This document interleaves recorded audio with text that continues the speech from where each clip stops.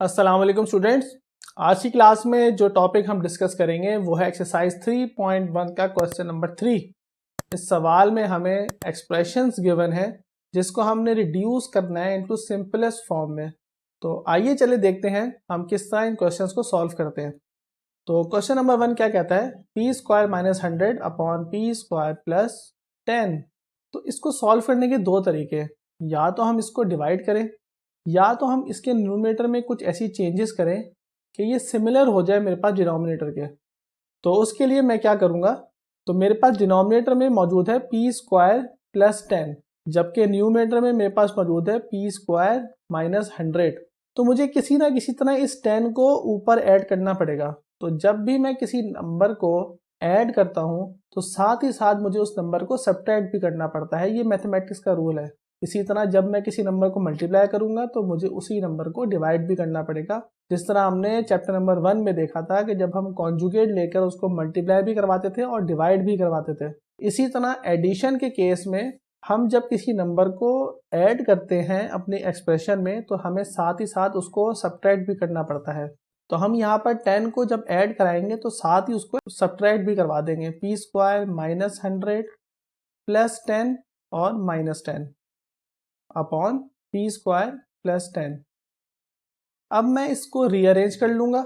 मैं इसको लिख सकता हूँ P square plus 10 minus 100 minus 10 और अपॉन में पी स्क्वायर प्लस 10।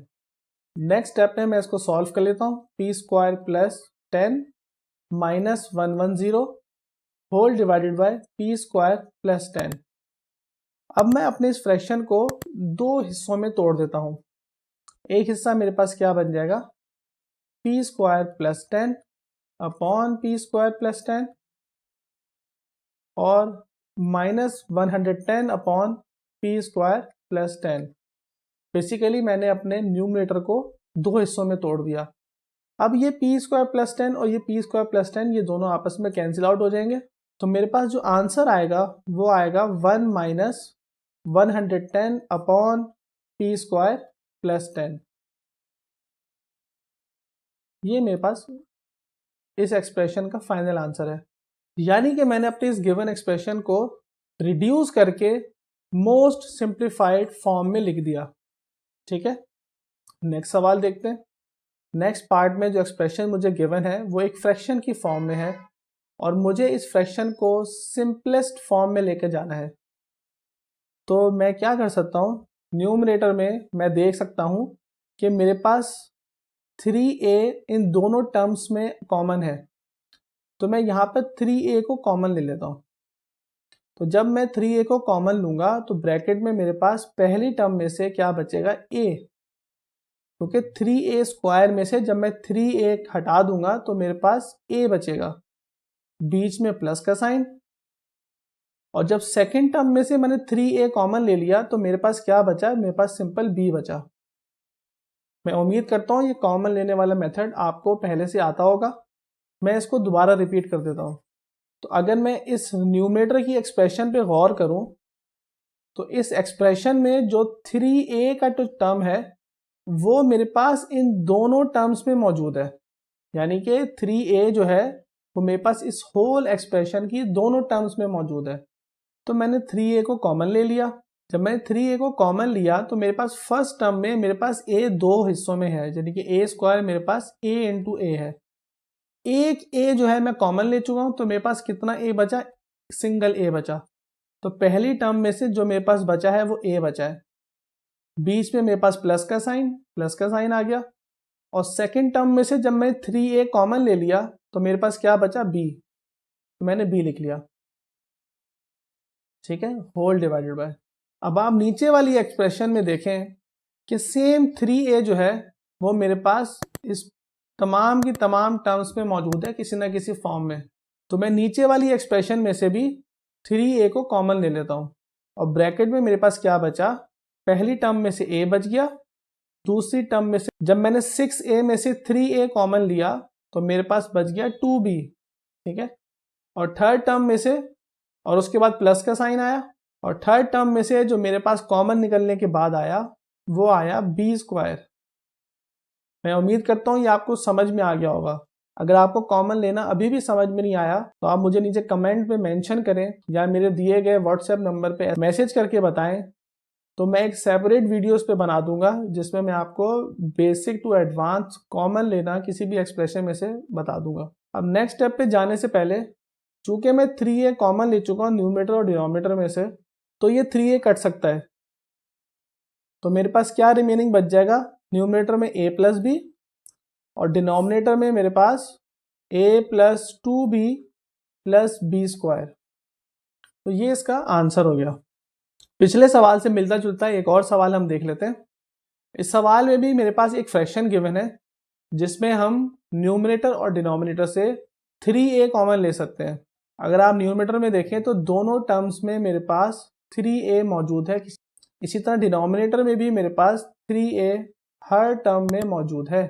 तो जब मैं न्यूमरेटर में 3a कॉमन लिया तो मेरे पास ब्रैकेट में क्या बच गया, पहली टर्म में से मेरे पास b बच गया, बीच में माइनस का साइन, और दूसरी टर्म में से मेरे पास a बच गया होल डिवाइडेड बाय। अब जब डिनोमिनेटर में से मैं 3a कॉमन लूंगा तो मेरे पास a बचा, बीच में प्लस का साइन। अब 6ab में से जब मैं 3a निकाल लूंगा तो आप इसको इस तरह समझें कि 6ab में से मैंने 3a डिवाइड करा दिया।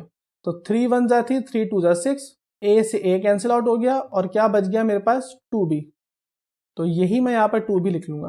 प्लस अब आ जाती है थर्ड टर्म 3ab स्क्वायर। जब 3ab स्क्वायर में से मैंने 3a कॉमन ले लिया तो मेरे पास 3 से 3 कैंसिल आउट हो गया, a से a कैंसिल आउट हो गया, मेरे पास क्या बचा b स्क्वायर।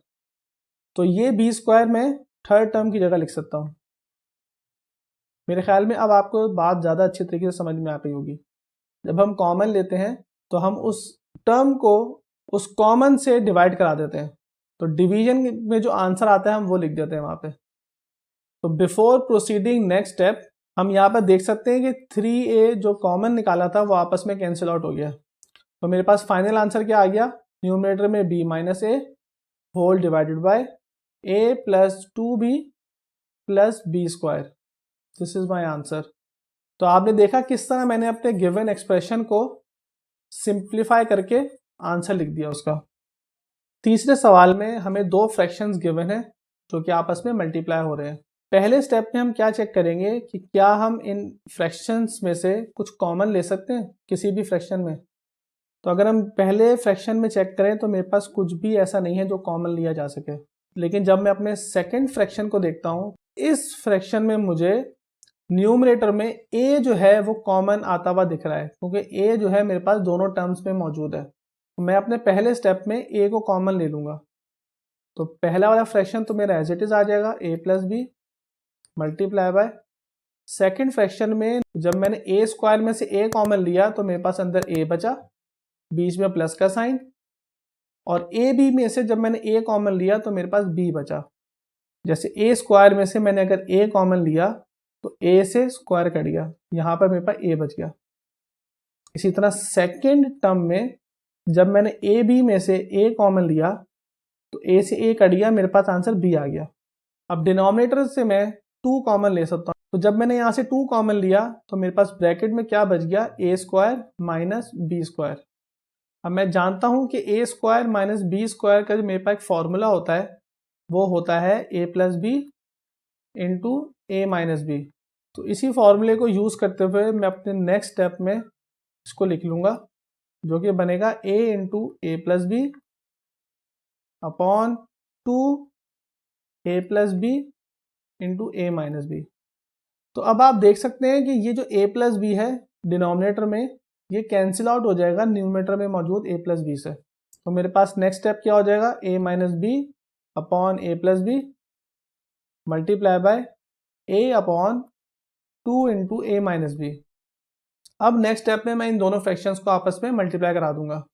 तो मेरे पास बन जाएगा a minus B into A upon A plus B into 2 into A minus B.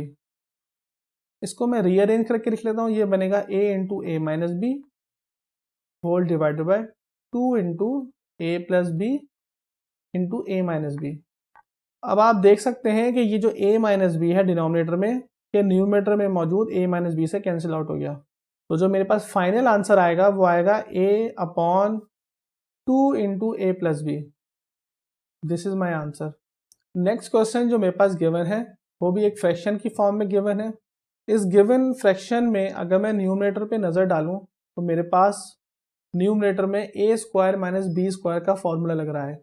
किस तरह, आइए समझते हैं।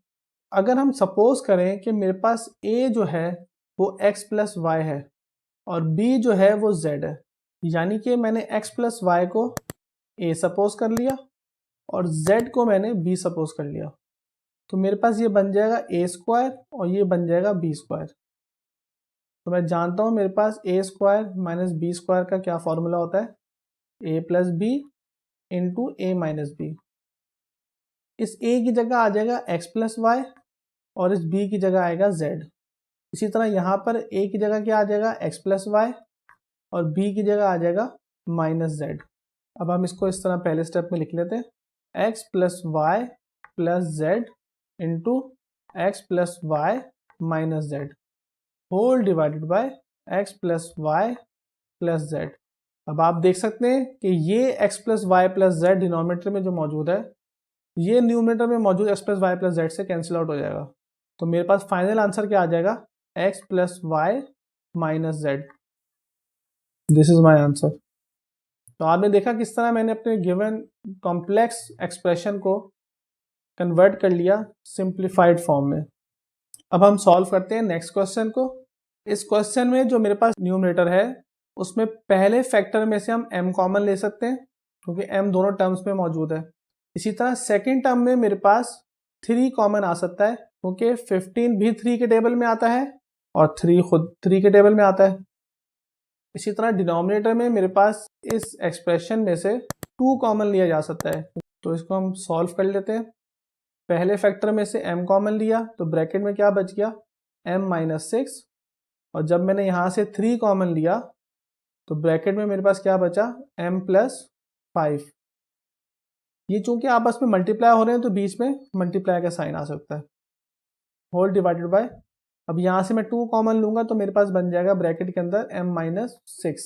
तो अब आप देख सकते हैं कि ये m माइनस 6 जो है ये न्यूमरेटर में मौजूद m माइनस 6 से कैंसिल आउट हो जाएगा।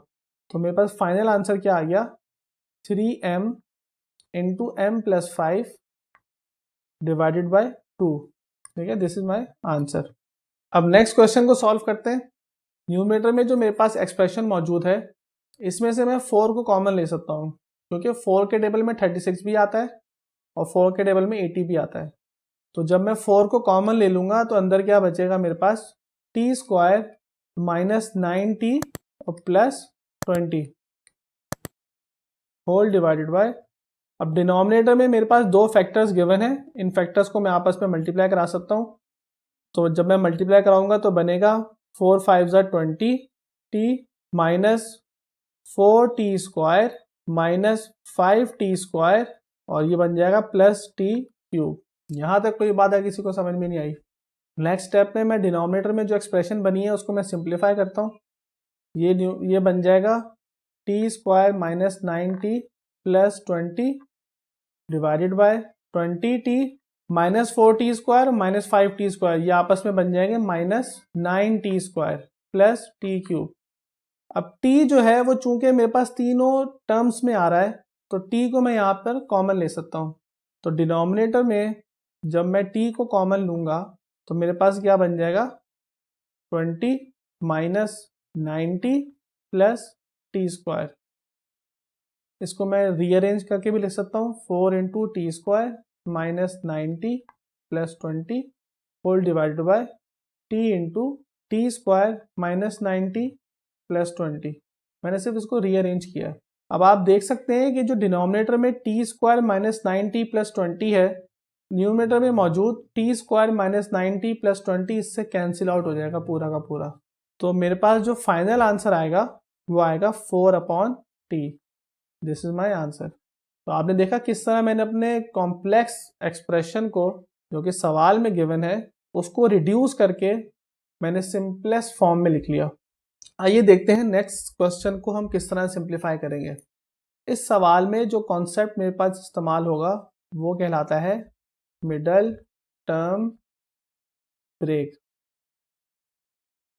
इसमें हम अपने एक्सप्रेशन में मौजूद मिडल टर्म को ब्रेक करेंगे दो हिस्सों में। अब किस तरह ब्रेक करते हैं उसको समझते हैं। पहले स्टेप में हम एक्सप्रेशन में मौजूद पहले टर्म के कोफिशिएंट को मल्टीप्लाई कराते हैं लास्ट टर्म के कोफिशिएंट से। कोफिशिएंट मैंने आपको बताया था, कोई भी नंबर जो किसी वेरिएबल के साथ लिखा हो उसको हम कोफिशिएंट कहते हैं। तो मिडिल टर्म ब्रेक के केस में हम अपने पहले टर्म के कोफिशिएंट को लास्ट टर्म के कोफिशिएंट या कांस्टेंट से मल्टीप्लाई कराते हैं। तो जब मैं इन दोनों को मल्टीप्लाई कराऊंगा तो क्या बनेगा, 3 × 1 = 3।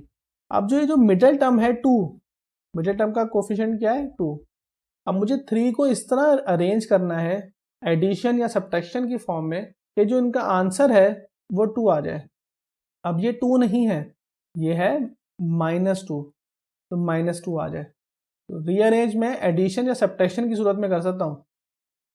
तो अगर मैं इस 3 को लिखूं -3x + x, तो क्या ये बराबर हो जाएगा -2x के। तो इसको हम लिख सकते हैं x² - 3x + x -3। डिनोमिनेटर के केस में भी मुझे मिडिल टर्म को ब्रेक करना है। तो मिडिल टर्म को ब्रेक करने के लिए मुझे सबसे पहले क्या करना होता है कि मैं अपने फर्स्ट टर्म के कोफिशिएंट को मल्टीप्लाई कराता हूँ लास्ट टर्म के साथ। लास्ट टर्म में यूजुअली कांस्टेंट मेरे पास होता है, तो मैं इन दोनों को आपस में मल्टीप्लाई कराऊंगा। तो 1 को जब मैं 2 से मल्टीप्लाई कराऊंगा तो उसका आंसर आ जाएगा 2। अब इस 2 को मुझे इस तरह रीअरेंज करना है एडिशन या सब्ट्रैक्शन की सूरत में कि मेरे पास ये मिडिल टर्म आ जाए जो कि है -x। तो अगर मैं इस 2 को लिखूं -2x + x, तो ये मेरे पास -x बन जाता है। तो मैं इसको लिख सकता हूँ x² - 2x + x -2। ये स्टेप आपको समझ में आया, हमने किस तरह मिडिल टर्म ब्रेक को यूज़ करते हुए न्यूमरेटर और डिनोमिनेटर की एक्सप्रेशन को सिंप्लीफाई किया। अब नेक्स्ट स्टेप में मैं कॉमन लूँगा। वो किस तरह कि मैं इनमें से x को कॉमन ले सकता हूँ और इनमें से मैं 1 को कॉमन ले सकता हूँ। इसी तरह डिनोमिनेटर में मौजूद एक्सप्रेशन में इतने पोर्शन में से मैं x को कॉमन ले सकता हूँ और इतने पोर्शन में से मैं 1 को कॉमन ले सकता हूँ। तो जब मैंने इसमें से x को कॉमन लिया तो क्या बचा अंदर, x - 3, और जब मैंने यहाँ से 1 को कॉमन लिया तो क्या बचा अंदर, x - 3। डिनोमिनेटर में जब मैंने x कॉमन लिया तो x बचेगा, -2 बचेगा, +1 x - 2। एक बात आपने याद रखनी है और ये इसको चेक भी करना है आपने कि जब मैं मिडिल टर्म ब्रेक करने के बाद कॉमन लेता हूँ तो ब्रैकेट्स मेरे पास सेम होने चाहिए। यहाँ पर देखें न्यूमरेटर में दोनों ब्रैकेट्स सेम है और डिनोमिनेटर में भी मेरे पास दोनों ब्रैकेट्स सेम है। यानी कि मिडिल टर्म ब्रेक करने के बाद जब मैं फैक्टर्स में से कॉमन निकालूंगा तो मेरे पास एक फैक्टर सेम बनना चाहिए। तो न्यूमरेटर में मेरे पास दो फैक्टर्स बन जाएंगे, एक बनेगा x - 3 जो कि ब्रैकेट के अंदर वाला है और एक फैक्टर बनेगा जो बाहर है जो कि x + 1 है, whole divided by x - 2 and x + 1। तो अब मेरे पास इस फ्रैक्शन में से x + 1 कैंसिल आउट हो जाएगा, तो मेरे पास फाइनल आंसर क्या आ जाएगा, x - 3 अपॉन x - 2। तो इस क्वेश्चन में हमने मिडिल टर्म ब्रेक के थ्रू एक कॉम्प्लेक्स एक्सप्रेशन को सिंप्लीफाई करके रिड्यूस फॉर्म में लिख दिया। नेक्स्ट क्वेश्चन में से हम न्यूमरेटर के अंदर 4 को कॉमन ले सकते हैं क्योंकि 4 मेरे पास एक ऐसी वैल्यू है जो कि इन तीनों टर्म्स में मौजूद है किसी न किसी फॉर्म में। यानी कि 4 × 1 = 4, 4 × 6 = 24 और 4 × 9 = 36। इसी तरह डिनोमिनेटर में मेरे पास जो एक्सप्रेशन है उसमें से मैं 3 को कॉमन ले सकता हूँ क्योंकि 27 भी 3 के टेबल में आता है, क्योंकि 3 × 9 = 27 बनता है। 4 कॉमन लिया, ब्रैकेट में बचा x² + 6x + 9 whole divided bye, denominator से मैंने 3 कॉमन लिया तो ब्रैकेट में बच गया मेरे पास x² - 9। न्यूमरेटर में मैं अब इस एक्सप्रेशन पर मिडल टर्म ब्रेक वाला कॉन्सेप्ट अप्लाई करता हूँ। जब मैं यहाँ पर मिडल टर्म ब्रेक लगाऊंगा, मिडल टर्म ब्रेक किस तरह लगती है कि मैं एक्सप्रेशन में मौजूद पहले टर्म के कोफिशिएंट को मल्टीप्लाई कराऊंगा लास्ट टर्म की वैल्यू के साथ। तो यहाँ पर फर्स्ट टर्म का कोफिशिएंट क्या है 1 और लास्ट टर्म जो कांस्टेंट है मेरे पास वो है 9। तो 1 इंटू 9 ये बन जाएगा मेरे पास 9। अब मुझे इस मिडल टर्म पॉजिटिव 6x को इस तरह से अरेंज करना है कि ये 9 बन जाए। तो मैं जानता हूँ कि 9 के फैक्टर्स क्या हैं। 9 मेरे पास 9 1 जा 9 भी होता है, दूसरा 9 मेरे पास क्या होता है 3 इंटू 3 जा 9। तो जब मैं इस 3 इंटू 3 को आपस में ऐड करूँगा तो ये मेरे पास 6x बन जाएगा, यानी कि 3x प्लस 3x बन जाएगा 6x। नेक्स्ट स्टेप पे मैं इसकी मिडिल टर्म को ब्रेक कर दूंगा, x square plus 3x plus 3x plus 9 whole divided by, अब डिनोमिनेटर में मैं इसको लिख सकता हूँ एक्स स्क्वायर माइनस 3 का स्क्वायर। 3 का स्क्वायर भी 9 ही होता है, तो मैं 9 को 3 का स्क्वायर लिख सकता हूँ। क्यों लिख रहा हूँ इसकी वजह मैं बताता हूँ आपको आगे। ये मेरे पास बन जाएगा a square minus B square, जो कि बन जाएगा a plus B into A minus b. यहाँ पर मेरे पास a क्या हो जाएगा x और b मेरे पास हो जाएगा 3। अच्छा, नेक्स्ट स्टेप में हम दो काम करेंगे। एक तो जो हमने ऊपर मिडिल टर्म ब्रेक की है, इस ब्रेक करने के बाद अब हमने इसके फैक्टर बनाने हैं, यानी कि पहली दो टर्म्स में से कॉमन लूंगा और लास्ट की दो टर्म्स में से मैं कुछ ना कुछ कॉमन लूंगा। तो इसको सॉल्व करते हैं आगे। 4 मल्टीप्लाई बाय, अब पहली दो टर्म्स में से मैं x कॉमन ले सकता हूँ, तो ब्रैकेट में क्या बचेगा x प्लस 3, उसके बाद ये प्लस का साइन, और लास्ट की दो टर्म्स में से मैं 3 कॉमन ले सकता हूँ, तो ब्रैकेट में क्या आ जाएगा x plus 3 whole divided by 3 into, अब यहाँ पर a square minus B square का फॉर्मूला लगने के बाद ये बन जाएगा x plus 3 into x minus 3। मैंने आपको पिछले सवाल में बताया था कि मिडिल टर्म ब्रेक करने के बाद जब हम फैक्टर्स बनाते हैं तो फैक्टर्स में जो ब्रैकेट में जो फैक्टर्स बनते हैं वो सेम होने चाहिए। तो यहाँ पर आप देख सकते हैं कि ब्रैकेट में जो फैक्टर्स बने हैं वो सेम बने हैं, x plus 3 and x plus 3। मजीद आगे सवाल को सॉल्व करते हैं। ये ऊपर बन जाएगा 4 और अंदर फैक्टर्स आपस में मल्टीप्लाई हो जाएंगे। पहले वो फैक्टर लिखते हैं जो ब्रैकेट के अंदर मौजूद होता है और फिर दूसरा फैक्टर लिखते हैं जो ब्रैकेट के बाहर मौजूद होता है, यानी कि ये वाला x प्लस 3। तो इस केस में मेरे पास अंदर बाहर दोनों फैक्टर्स सेम है, upon 3 into X plus 3 into x minus 3। अब आप देख सकते हैं यहाँ पर ये डिनोमिनेटर में जो x प्लस 3 है ये न्यूमरेटर के x प्लस 3 से कैंसिल आउट हो जाएगा। तो मेरे पास जो फाइनल आंसर आएगा वो आएगा 4 into X plus 3 upon 3 into x minus 3। This is my answer. अब हम अपने लास्ट क्वेश्चन को सॉल्व करते हैं। अगर मैं न्यूमरेटर पे नज़र डालूं तो यहाँ पर मेरे पास पहले फैक्टर पे ऐसा कुछ भी नहीं है जिसमें मैं कुछ कर सकूं, लेकिन जो मेरा सेकंड फैक्टर गिवन है उसको अगर मैं गौर करूं तो ये मेरे पास बन रहा है a माइनस बी का होल स्क्वायर का फॉर्मूला। a माइनस बी के होल स्क्वायर का फॉर्मूला क्या होता है, a square minus 2ab plus B square. इस केस में मेरे पास a जो है वो y है और b जो है वो z है। तो अगर मैं इसको y माइनस जेड की फॉर्म में लिख दूँ, y square minus 2yz plus z square, तो आप देख सकते हैं ये दोनों एक्सप्रेशन सेम है। तो मैं इस पूरी एक्सप्रेशन की जगह ये लिख सकता हूँ y माइनस जेड का होल स्क्वायर। यहाँ तक आपको बात समझ में आई। इस तरह डिनोमिनेटर में जो एक्सप्रेशन गिवन है उसमें से हम y को कॉमन ले सकते हैं क्योंकि y मेरे पास दोनों टर्म्स में मौजूद है। तो सवाल को सॉल्व कर लेते हैं। ये बन जाएगा y प्लस जेड, जो कि बाद में लिखा जाएगा y माइनस जेड के होल स्क्वायर से, होल डिवाइडेड बाय, डिनोमिनेटर में मैं गिवन एक्सप्रेशन में से y कॉमन ले लेता हूँ तो मेरे पास ब्रैकेट के अंदर क्या बच जाएगा y प्लस जेड। अब आप ये देख सकते हैं कि ये y plus Z cancel out हो गया मेरे पास न्यूमिरेटर में मौजूद y प्लस जेड के साथ। तो इसका मेरे पास फाइनल आंसर क्या आ गया, y माइनस जेड का whole square divided by y। ठीक है, दिस इज माय आंसर। आज के लेक्चर में हमने एक्सरसाइज 3.1 के क्वेश्चन नंबर 3 के क्वेश्चंस को सॉल्व किया और हमने देखा कि किस तरह हम अपने एक्सप्रेशंस को रिड्यूस करके सिंपलेस्ट और लोएस्ट फॉर्म में लिख सकते हैं।